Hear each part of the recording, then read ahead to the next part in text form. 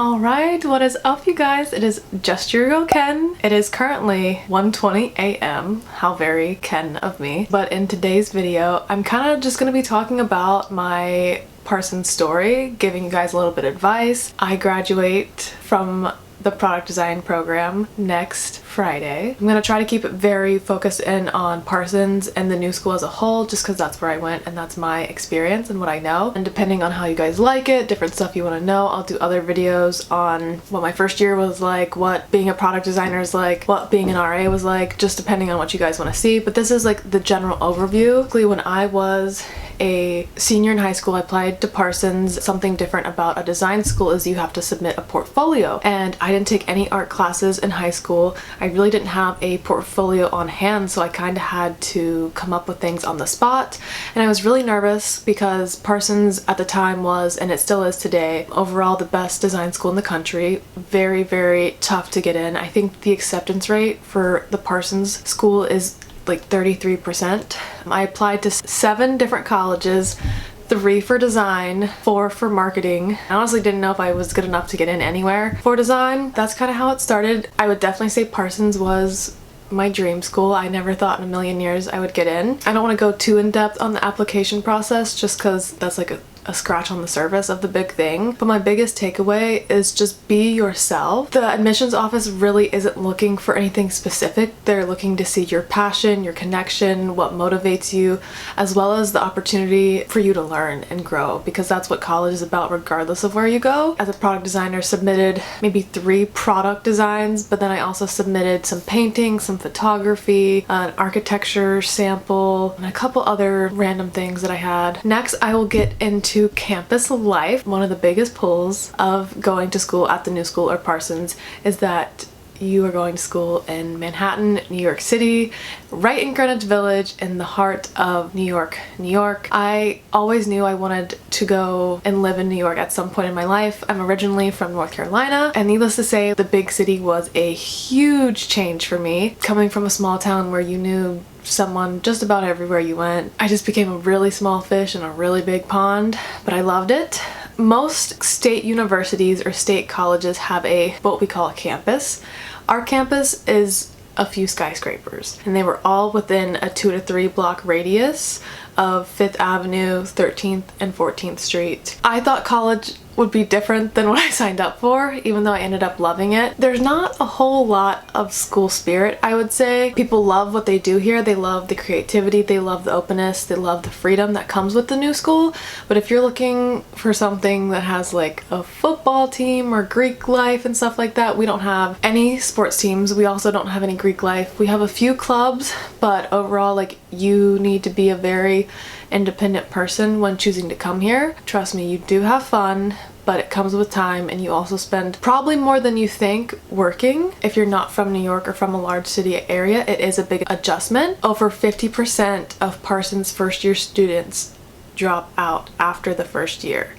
And there's so many factors that go into that, and I don't say that to scare you, I just go to tell you the honest truth. One of the main reasons people choose to leave is you have to be ready for the city life. You have to love the city life. It's just not for everyone, and there's nothing wrong with deciding it's not for you. You have to be a very, very independent, driven person, because no one is going to do the work for you. On a normal campus, you have campus safety, you have rules, you have regulations. You're out here with every other adult, just one and the same. Yeah, you're going to school, yeah, you're young, but this kind of gets into my next point of nightlife. So there's no frat parties, there's no sororities, there's no dances, there's no formals, none of that stuff. And when you go out, you go to bars, you go to clubs, which is awesome.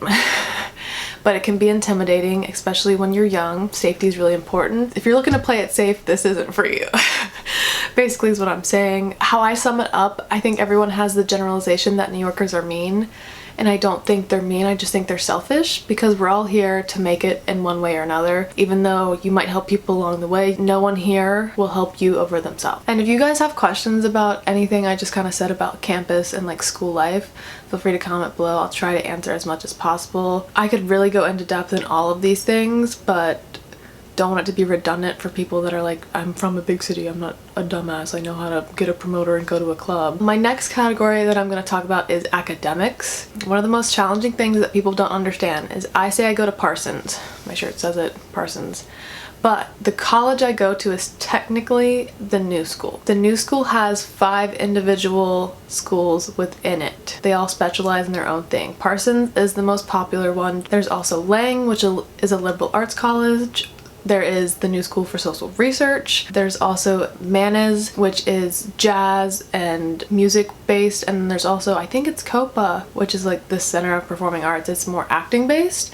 Don't quote me on that because honestly, I've only taken classes in 2 of the colleges. That's totally different. Specifically at Parsons, every first year student takes the exact same curriculum down to a T. No matter what your major is, no matter what credits you're coming in with, nothing. It does not matter. You all take the same thing. It kind of makes sense because at a regular college you would take gen eds. But as a design student, very specialized and very focused, sometimes this seems like a waste of time. I say take it all in. I know sometimes it can be frustrating, but first year is a great year to make friends outside your major. In the future, as a product designer, I now can have photography friends, shoot my products, and then, you know, just network.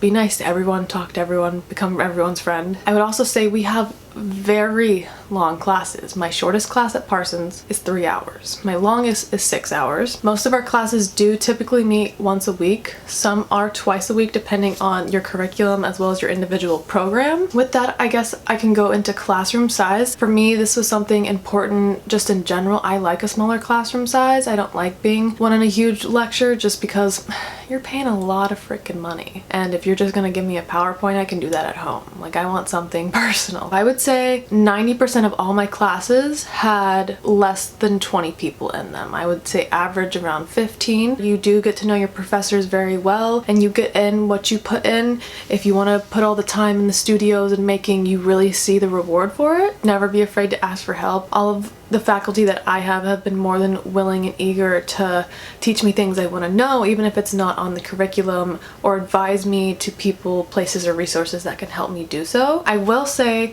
we are required to take, I think, 2 university lecture classes, which are done in a large lecture hall. I would say average that's about 50 people to 100 in a lecture, but how Parsons structures it, of the 3 hours, about an hour and a half is spent altogether lecturing, and then you break up into smaller breakout groups which has your 20 or less students and you discuss it. I wrote down next advisors. Disclaimer, out of my 8 semesters, I've never had an advisor more than a semester. I've known people that have got screwed over by advisors at the new school. I know people that have had to repeat semesters or repeat years because their advisors kind of dropped the ball. All I can say on that is be on top of your credits. Know what's required. You can find it all online and make sure you are taking them. Check your degree works. Make sure you're mapped out to complete what you need to complete. I don't think any advisors are necessarily out to get you, but it's a large school and not that many advisors. They have a lot of people to be responsible for, and if you're not on top of it, they won't be. Also, don't be afraid to kind of hound them with emails or questions. Like, that is their job. Advocate for yourself and you will be fine. Which just goes to a general note, like, do what's best for you. I would also say on a general note, as someone that came in with very little art and design background, there is a certain level of expectation that you know certain programs. The Adobe suite is a must. I have friends that learned this in high school, so maybe this is redundant and maybe just something that I came in struggling with, but that was just something overall that I wish I knew. My last category is living/dorm life. There are dorms. They've changed a lot, especially because the pandemic. I lived as a freshman in an all-freshman dorm, which I thought was so beneficial because my roommate now, some of my closest friends came from that dorm. I know no one loves dorming. I dormed for 3 years. I know it's not glamorous, but it's how you meet and connect with really good people. So especially your first year, I recommend it. If you get an apartment and only go to class and you're in a 13-person class, you're picking friends out of 13 people. We're very standoffish, we're very moody, arty kids. Like, it's not like a typical college where everyone's friends. It's very intimidating, so a good foundation is to make friends through classes, but also dorming. Every dorm kind of has its own vibe. I lived in a smaller dorm where I really knew my RA well. I could ask him questions if I needed. I also knew my building managers, my custodians, the doorman, security, which was really nice, where if it's bigger, there's a lot more things involved. Not that you can't get to know them, but just things to take in mind. There always is one dorm that is the party dorm. There's a lot of rules. Each resident is allowed 3 guests in their room at a time before 10 p.m. After 10 p.m. it is 2 guests. All guests have to sign in with security. They have to leave a form of ID at a desk. And I know this sounds excessive, but when you see like the circumstances and things that are at stake in a larger city, it makes sense. It is a pain in the butt, don't get me wrong, but it's really there to benefit you. Obviously, if you're under 21, you are not allowed to drink. If you are 21, depending on what dorm you're in, depends if you're allowed to have alcohol in your room. If it is a strictly freshman dorm and you are a first year student that is over 21, you cannot have alcohol. If you live in what we call a wet dorm, which means upperclassmen and lowerclassmen, if you are 21 or above, you can have alcohol in your space, but if someone in your suite is under 21, you cannot keep it in the common area. With this, all dorms, you have to have a meal plan. I recommend going with the lowest amount possible because the cafeteria is expensive. Like, it is cheaper to go grocery shopping and get snacks for yourself than it is to buy it at the school. Obviously, use the money on your meal plan so it does not go to waste because you will not get it refunded. All dorms that are now available do have suite kitchens. I would say the quality of food in the cafeteria is relatively good. They do a great job of accommodating everyone's dietary needs, whether if it's dairy-free, vegan, gluten-free. The dorms are all very close to school. I would say they're in about a 15 to 20 minute walk from campus and like the main university center. Every dorm has its highs and lows as far as like benefits, so don't ever think there's a right or a wrong one to be in. It's really what's the best needs for you. They all have gyms, they all have laundry, they all have a mail room, they all have offices with staff that's usually someone's there, and they all have security like I mentioned earlier. So overall, a great place to live. Going to school here is expensive. And that's my biggest takeaway I can say to you all. Decide if it's worth it for you. The month-to-month cost of dorming, I would say, is more expensive than apartments you can find, which is also what leads me to why I wanted to be an RA. The main attraction for most people is you get a free single room in a dorm, but with that comes a tremendous amount of responsibility, so it's not something I take lightly or recommend to everyone because it truly is not for everyone, and that's 100% okay. Most dorms are suite style. Each room is a double. The only people that typically have singles are RAs. You typically have a room of two, and then a shared kitchen and bathroom. But yeah, I guess that's just the kind of overview of everything that was on my list.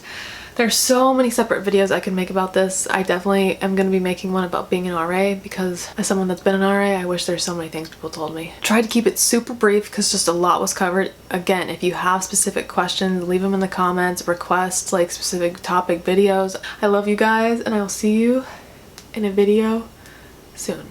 Bye.